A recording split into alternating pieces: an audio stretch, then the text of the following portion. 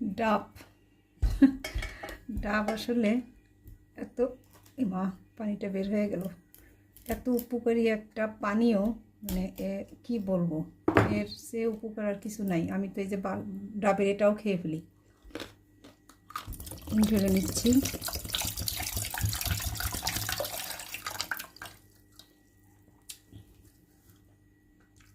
এইটুকু পানির দাম 65 টাকা।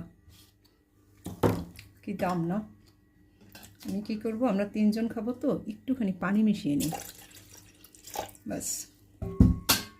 এর সাথে হলুদ বুস্টারটা দেব।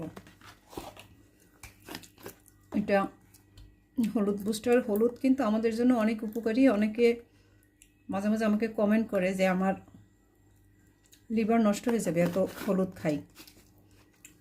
লিভার নষ্ট হলে এতদিনে তো আমার লিভার পচেই যেত মনে হয়। এটাতে আজকে দেবো হচ্ছে এমসিটি অয়েল। ওইটা কিন্তু কোকোনাট আমানেসের বোতল, এমসিটি অয়েল ঢেলে নিয়েছি। দেবো একটু মধু। এবার ব্লেন্ড। তৈরি হয়ে গেল দারুণ একটা পানীয়। ব্লেন্ড করলে একটা ফমি ফমি হয়, তখন খেতেও ভালো লাগে।